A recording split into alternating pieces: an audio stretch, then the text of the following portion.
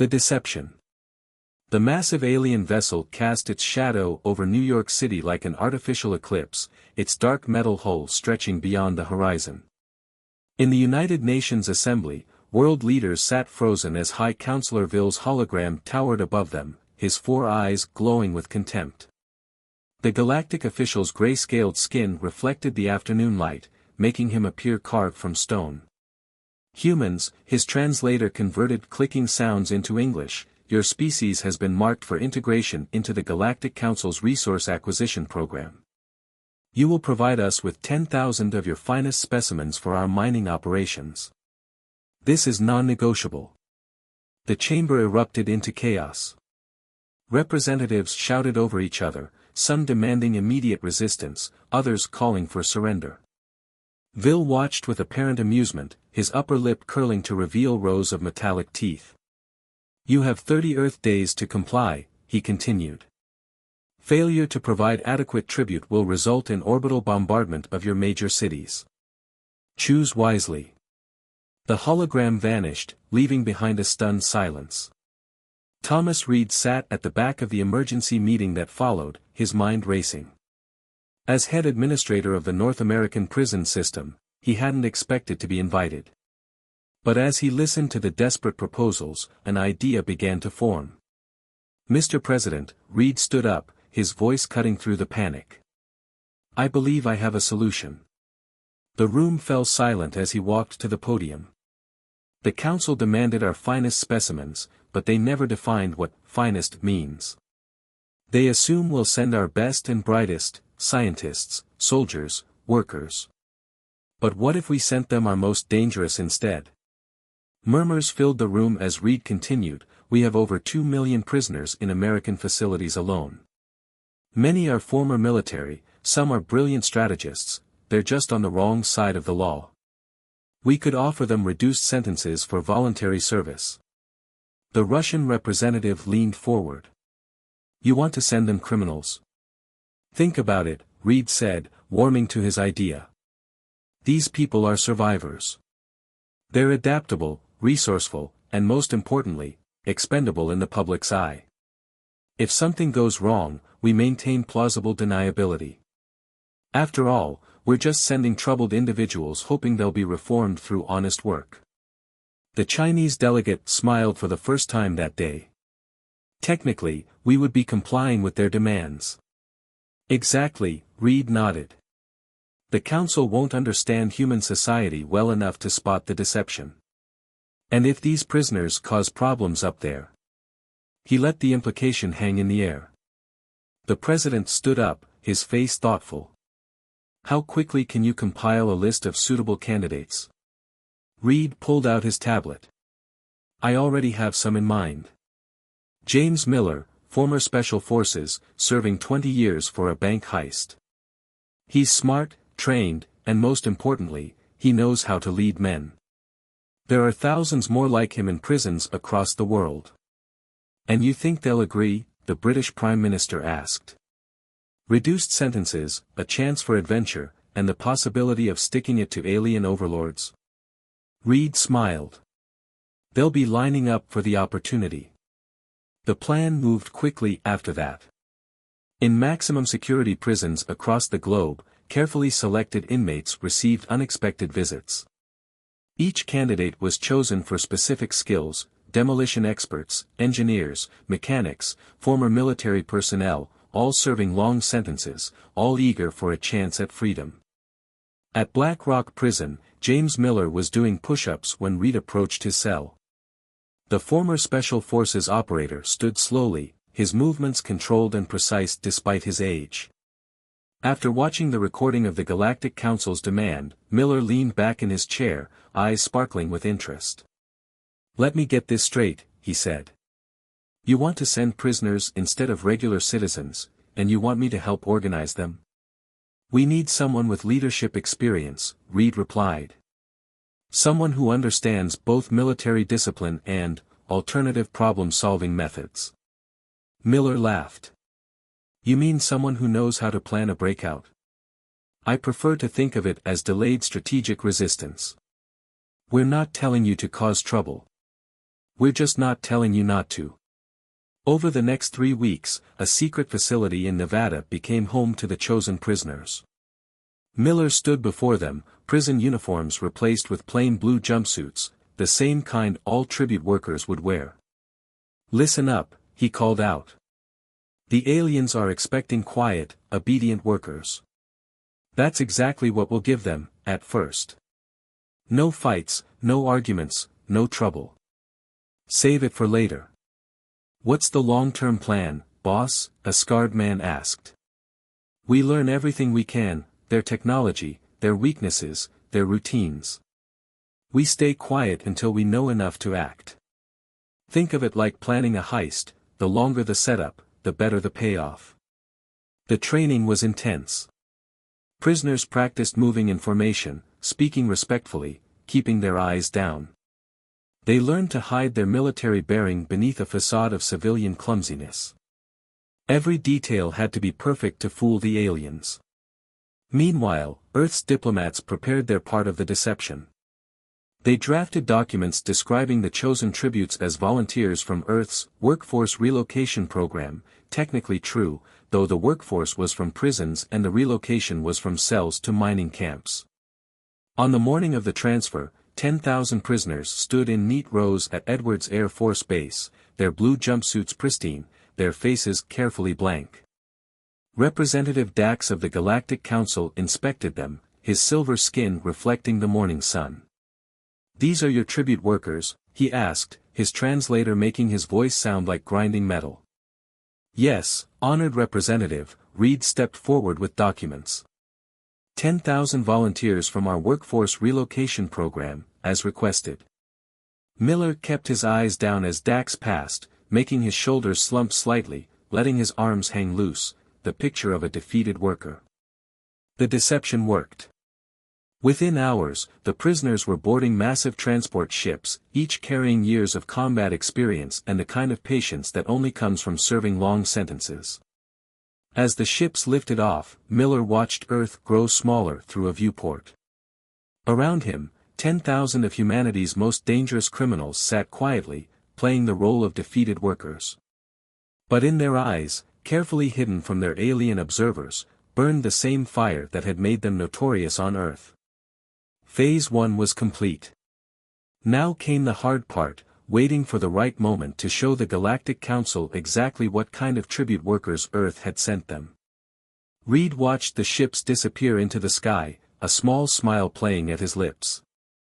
The aliens had demanded Earth's finest specimens. They were about to learn that humans had a very different definition of finest. The Infiltration.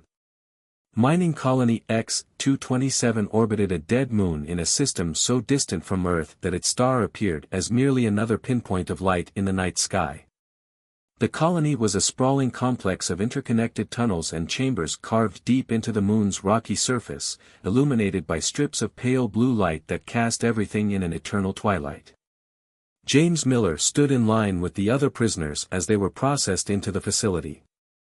The 3-week journey through space had given them time to perfect their act of submissive workers, and now each person moved with carefully practiced docility. Their alien overseers seemed pleased with their apparent brokenness. "Processing Section A, move forward," a mechanical voice announced. Miller shuffled forward with his group, keeping his eyes down but his mind sharp. Already he was counting guards, noting weapon types, mapping camera positions. Every detail could be crucial later. The processing center was a massive chamber with high ceilings and multiple scanning stations. Each human was scanned, photographed, and assigned a designation number. Miller became worker 7249.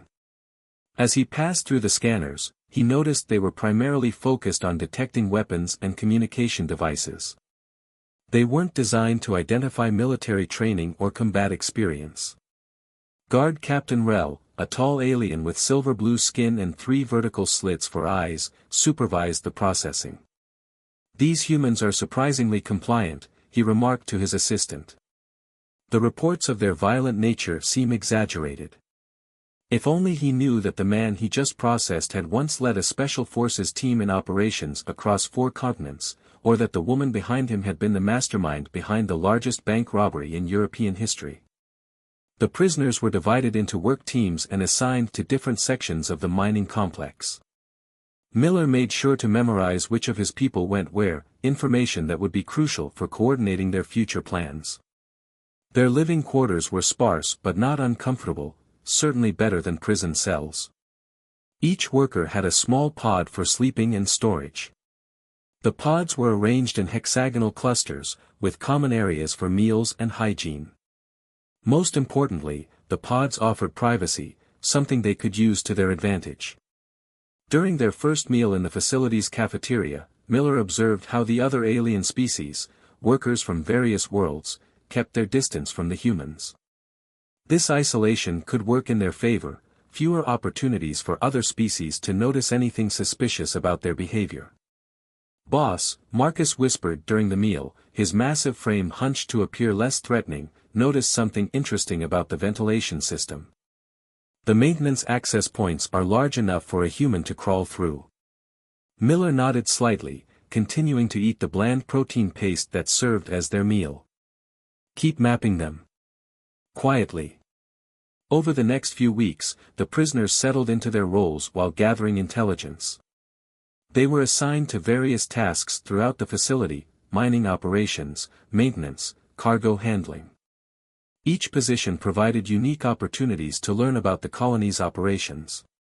Sarah Chen, a former military engineer serving time for industrial espionage, worked in maintenance.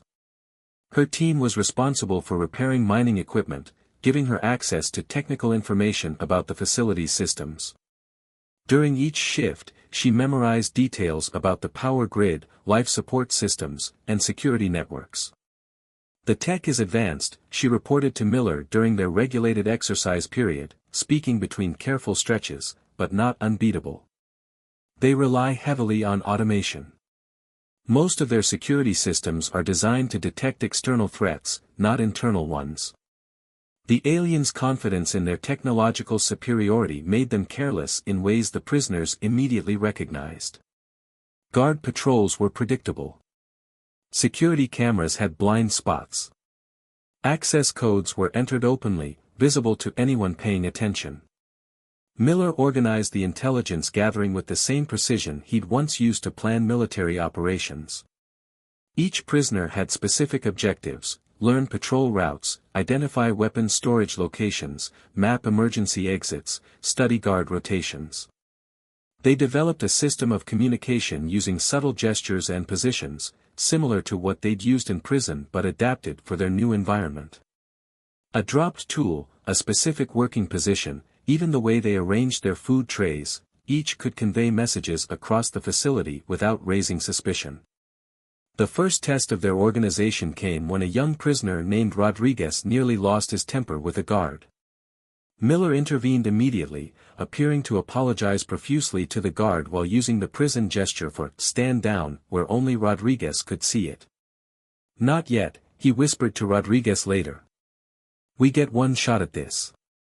Patience. Their opportunity to test the aliens' emergency response protocols came 3 weeks into their imprisonment. During a routine maintenance operation, Sarah Chen accidentally crossed 2 power conduits, causing a localized system failure in Section D. The response was everything they'd hoped for. Guards rushed to secure the affected area, revealing gaps in coverage elsewhere. Emergency protocols were initiated, giving them insight into command and control procedures. Best of all, no one suspected it was anything but an accident. "Humans are clumsy with advanced technology," Guard Captain Rell noted in his report. "Recommend additional training for maintenance crews." The prisoners continued their work, appearing to be model laborers while gathering more intelligence. They learned that the facility's power grid had 3 main substations, that the armor their guards wore had weak points at the joints, that the translation devices they used could be overwhelmed by certain sound frequencies. Each piece of information was carefully memorized and shared through their covert communication network. Miller kept it all organized in his head, they couldn't risk keeping any physical records. 2 months into their operation, Miller was called to meet with the facility's overseer, a high-ranking alien named Kraz. The overseer's office was located in the upper levels of the facility, providing a view of the mining operation below. "Your work group has the highest efficiency rating in the facility," Kraz said, his translator making the words sound metallic. "You seem to have a natural talent for organization." "Thank you, honored overseer," Miller replied, keeping his eyes down. "We simply wish to serve well." "Some questioned the wisdom of accepting human workers," Kraz continued. "They said your species was too aggressive, too unpredictable. But look at how well you've adapted. Perhaps humans have finally found their proper place in the galaxy." Miller thought about the network of fighters he was quietly assembling, about the weaknesses they'd discovered, about the plans taking shape in his mind. "Yes, honored overseer," he said softly. "We know our place." That night, in the privacy of his sleeping pod, Miller reviewed their progress. They had mapped most of the facility's critical systems. They had identified key weaknesses in security. They had established a secure communication network. Most importantly, they had convinced their captors that humans were docile, compliant workers. But Miller knew they couldn't wait too long. The longer they stayed, the greater the risk of discovery. They needed to act while the aliens still underestimated them, while their guard was still down. He sent a message through their network: "Prepare for Phase 2. The next morning, as Miller walked to his workstation, he passed Guard Captain Rel. The alien nodded approvingly, completely unaware that he was watching the final preparations of what would become the largest prison break in human history, and the first successful rebellion against the Galactic Council's authority. The pieces were in place. Now they just needed the right moment to strike. As Miller took his position at the mining laser, he allowed himself a small smile. The aliens had wanted Earth's finest specimens. They were about to discover just how fine humanity's worst could be. The Uprising. The Uprising began not with a bang, but with a whisper. At precisely 0300 colony time, Sarah Chen entered a series of commands into her maintenance terminal. Throughout mining colony X-227, critical systems began to fail in a carefully orchestrated sequence. First, the primary power grid went dark. Then, before the backup systems could engage, carefully placed surge devices, built from modified mining equipment, overloaded the secondary power stations. Emergency lighting flickered and died, plunging the facility into total darkness. In the pitch black, Guard Captain Rel heard something he'd never experienced before: human laughter. It echoed through the corridors, bouncing off metal walls, seeming to come from everywhere and nowhere. Miller's voice came over the facility's communication system, speaking in the same soft, respectful tone he'd used for 3 months: "Attention all alien personnel. You might have noticed the power's out. Don't worry, this is part of our rehabilitation program." In the darkness, 10,000 prisoners moved with practiced precision. They had memorized every corridor, every turn, every obstacle. More importantly, they had trained for this in the dark hours of their sleeping pods, preparing for the moment when their captors would be blind while they moved with certainty. Marcus and his team struck first, taking the armory in Section C. The guards never saw them coming, former Spec Ops soldiers moving silently in the darkness they'd grown accustomed to in solitary confinement. Within minutes, they had secured enough weapons to arm 100 prisoners. In the control room, Kraz frantically tried to restore power. "How are they doing this?" he demanded. "They're supposed to be simple laborers." A human voice answered from the shadows: "We are laborers. We've just been laboring toward a different goal." Sarah Chen stepped into view, holding a stolen plasma rifle with familiar ease.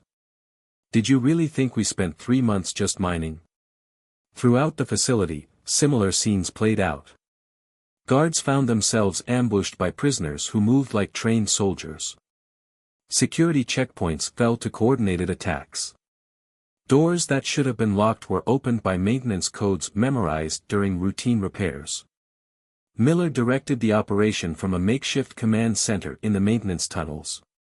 He'd spent months preparing for this moment, positioning his people, gathering intelligence, waiting for the perfect opportunity. Now his prison-honed patience was paying off. Section D secured, came a report through their improvised communication network. Engineering is ours. Hangar Bay under control. Medical wing locked down. The aliens attempted to call for help, but found their communications mysteriously jammed. Sarah Chen had spent weeks studying their transmission systems, learning their weaknesses. Now every distress call disappeared into static.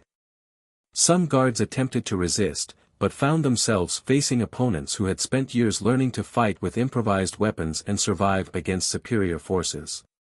The aliens' advanced technology meant little against humans who had learned to kill with plastic spoons in prison yards. In the midst of the chaos, Miller encountered Guard Captain Rel. The alien raised his weapon, but Miller was faster. Years of prison fights had honed his reflexes to a razor's edge. "You were supposed to be reformed," Rel gasped, wounded and disarmed. "You were supposed to be docile." Miller smiled.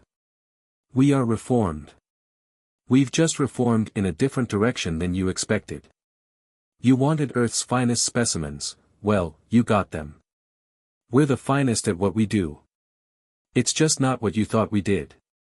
Within 6 hours, the entire facility was under prisoner control.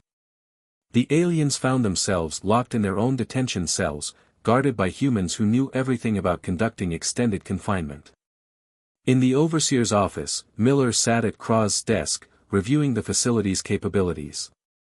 They had control of a major mining operation, access to advanced alien technology, and a defensible position in space. More importantly, they had something the Galactic Council never expected, a crew of 10,000 humans who excelled at surviving impossible situations. "What now, boss?" Marcus asked, standing guard at the door. "Now." Miller activated the facility's long-range communications. "Now we send a message to Earth. Tell them the tribute workers they sent have successfully reformed this facility. And then we prepare." "Prepare for what?" "The Council won't let this stand. They'll send ships to retake the facility. But that's exactly what we want." Miller's smile was predatory.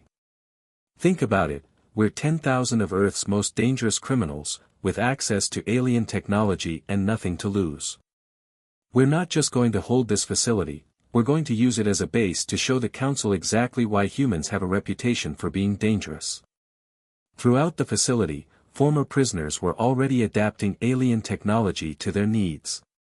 Engineers who had once built improvised weapons in prison workshops now studied alien weaponry.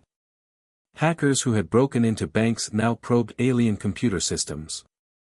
Strategists who had planned heists now prepared defensive positions. Sarah Chen appeared in the doorway. "We found something interesting in the data archives. This facility isn't just a mining operation, it's a key supply point for Council operations in this sector. We now control their supply lines." Miller leaned back in the overseer's chair. "Perfect. Ladies and gentlemen, welcome to your new home."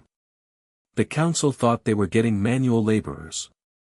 Instead, they gave us a fortress, weapons, and a strategic position. Now let's show them why Earth sent its most dangerous prisoners instead of its model citizens. As the news of their success spread through the facility, the former prisoners began to realize something. For the first time in years, they weren't just surviving, they were thriving. They had purpose, freedom, and a chance to use their skills for something bigger than themselves. In his cell, Kraz watched his former workers with growing dread. He had thought he understood humans, thought they were finally broken to compliance. Now he realized that what he had mistaken for submission was actually patience, the deadly patience of predators waiting for the perfect moment to strike. Miller stood at the overseer's window, watching his people secure their new home. Soon, the Council would learn that they had made a terrible mistake. They hadn't just given Earth's criminals a labor camp, they had given Earth's most dangerous minds a forward operating base in their territory. The Galactic Council had demanded Earth's finest specimens. They were about to learn why humans had a saying, "Be careful what you wish for, you just might get it." The resistance. The Council's response arrived exactly as Miller had predicted. 6 warships dropped out of faster-than-light travel, their weapon systems already charged. They took up attack positions around mining colony X-227, their hulls gleaming in the distant starlight. "Attention Rebel facility," the Council commander's voice boomed through their communications system. "You will surrender immediately and prepare for termination. Resistance will result in the destruction of your station." Miller sat in the former overseer's office, now converted into a command center. Around him, his most trusted lieutenants watched tactical displays showing the enemy vessels' positions. Sarah Chen had modified the colony's sensors, giving them unprecedented clarity. "They're deploying boarding craft," Marcus reported. "Standard Council tactical doctrine, they'll try to take the facility intact." Miller smiled. "Perfect. Just as we planned. Execute Operation Prison Yard." Throughout the facility, the former prisoners moved with practiced efficiency. They had spent weeks preparing for this moment, turning their extensive experience with prison riots and yard fights into a comprehensive defense strategy. The first Council boarding craft attached to their outer airlocks. Elite alien troops, confident in their superior technology and training, breached the hull. They expected to find terrified mining workers. Instead, they walked into carefully prepared kill zones. Sarah Chen's voice came over the internal comm, "Remember everyone, just like we practiced. Welcome to Earth's finest maximum security facility." The Council forces advanced into seemingly empty corridors. Suddenly, makeshift barriers slammed into place behind them, techniques perfected from years of creating prison blockades. Magnetic fields, reversed from mining equipment, trapped their advanced weapons against walls. The lights went out, a favorite tactic of prisoners who had learned to fight in darkened cells. And then the humans attacked. These weren't ordinary miners or soldiers. These were people who had learned to fight with improvised weapons, who had survived years in the most dangerous prisons on Earth.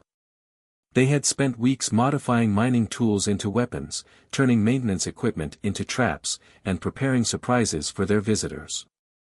Miller watched through the security feeds as his people executed their plans perfectly. A group of Council soldiers, trapped in Section C, found themselves facing opponents who had spent decades learning how to fight in confined spaces. Their advanced armor meant nothing against tactics developed in prison yard brawls. Section D secured, Marcus reported. They never saw the pit trap coming. Apparently, no one told them about Earth prison escape attempts. In the hangar bay, a team led by Rodriguez, a former cartel enforcer, demonstrated why Earth's criminal organizations had been so feared. They turned the Council's own boarding craft against them, using hijacking techniques that had once made them the terror of South American airports. Sarah Chen's voice crackled over the comm, "Their encryption is good, but it's nothing compared to some of the bank vaults I've cracked. I'm in their tactical network. They're not prepared for this level of resistance." Miller keyed his comm, "Remember, people, we're not just fighting them. We're sending a message. Show them why Earth sent its most dangerous instead of its most obedient." The battle raged for hours. The Council forces, despite their superior technology, found themselves constantly outmaneuvered by opponents who had spent years learning to overcome superior force through cunning and brutality.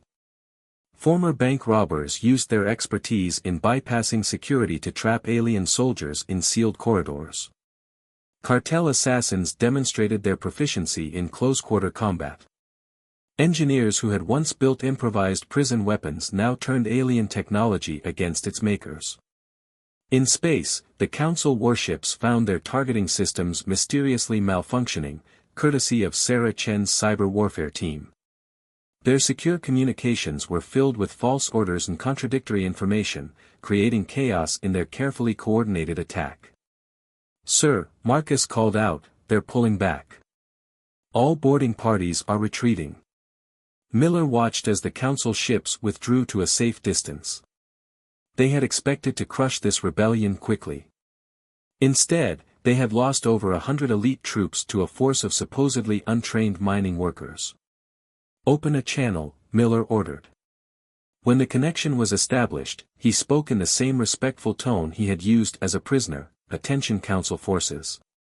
I trust you've had time to evaluate our rehabilitation progress. We've learned quite a lot about resource management and workplace efficiency. Would you like another demonstration?" The Council commander's response was immediate. "What are you?" "We're exactly what Earth promised, their finest specimens. They just didn't specify what we were finest at. Now, I suggest you withdraw to a safe distance. We've taken the liberty of modifying some of the mining charges, and we're still learning how to use them safely. Accidents do happen." As the Council ships retreated, Miller gathered his officers. "They'll be back," he said. "With more ships, better intel, and a proper invasion force. That's exactly what we want." "Why?" Rodriguez asked. "Because every ship they send here is one less ship they can use to threaten Earth. More importantly, every defeat we hand them shows the galaxy that humans aren't just simple laborers to be exploited. We're turning their prison into a statement." Sarah Chen smiled. "Speaking of statements, I've finished analyzing their tactical database. I know where all their supply routes are in this sector. Every mining colony, every refueling station, every cargo hub. Perfect." Miller turned to the tactical display, now showing a map of Council space. "Ladies and gentlemen, welcome to Phase 2. We're no longer just defending this facility. We're going to show the Council why Earth's criminals were so difficult to catch. Let's introduce them to some good old-fashioned piracy." Around the room, former thieves, smugglers, and outlaws grinned. They had spent years perfecting their skills in evading authority and acquiring things that didn't belong to them. Now they had alien technology to work with and an entire sector of space to practice in. The Council had demanded tribute workers and received Earth's most dangerous criminals. Now they would learn why these particular humans had been considered too dangerous to leave free on their own planet. As Miller began planning their first raid on Council shipping, he smiled. Sometimes the most dangerous weapon wasn't advanced technology or superior numbers. Sometimes it was giving clever, dangerous people nothing left to lose and everything to prove. The Galactic Council was about to learn a harsh lesson about human ingenuity, specifically, the ingenuity of humans who had spent years figuring out how to do impossible things while locked in cells.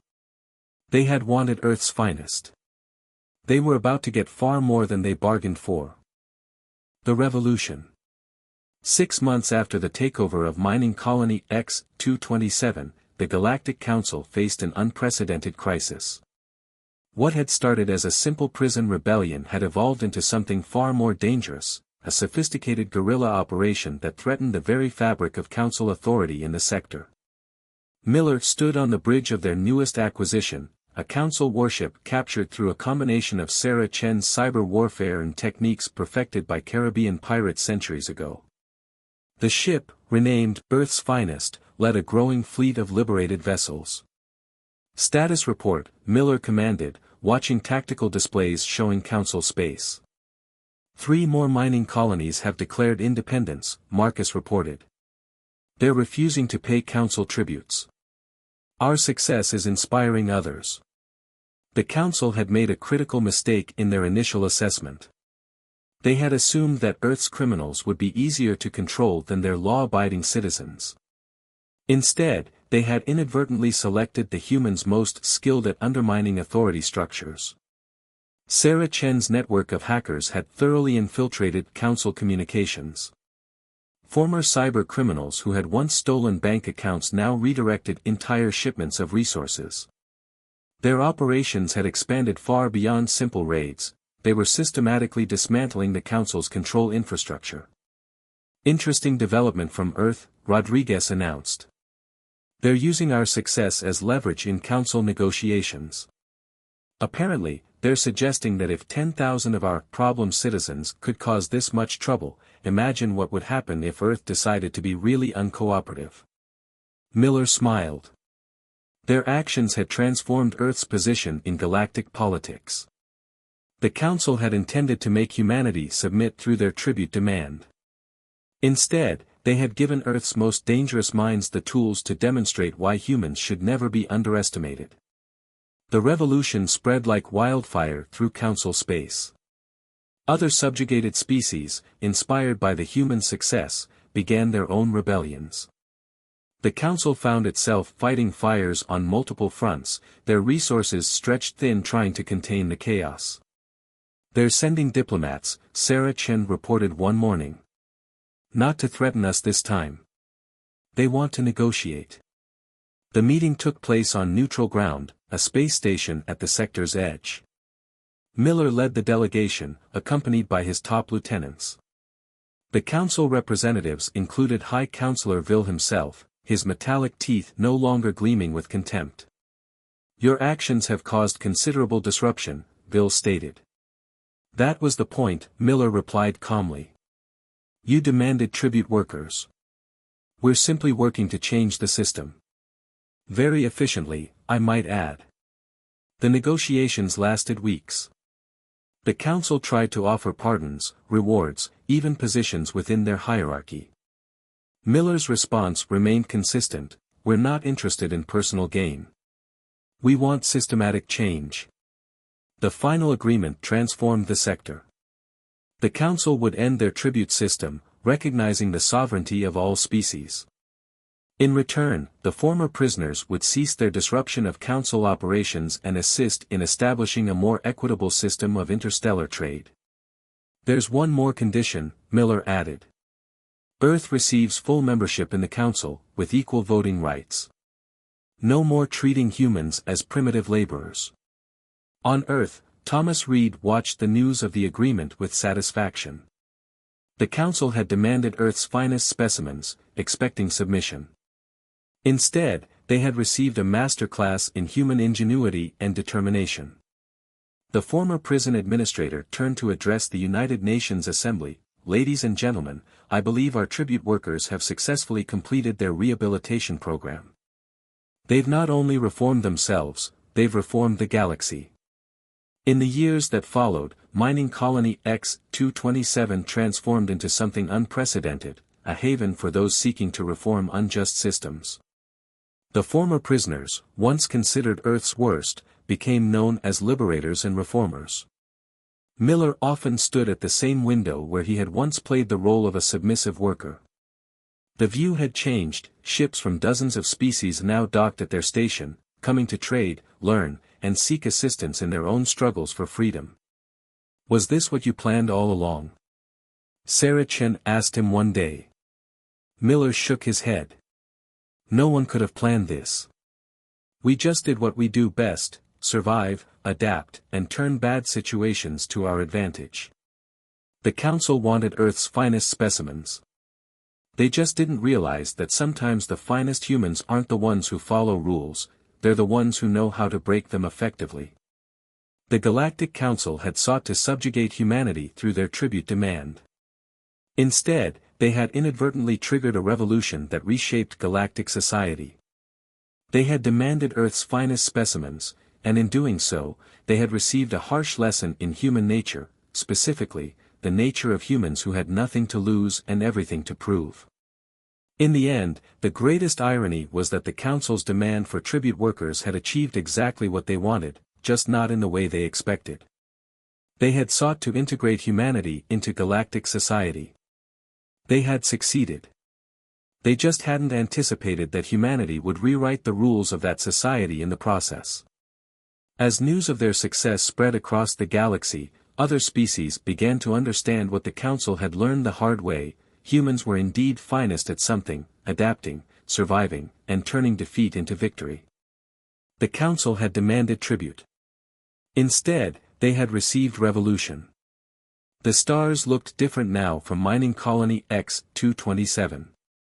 They were no longer distant lights marking alien territory.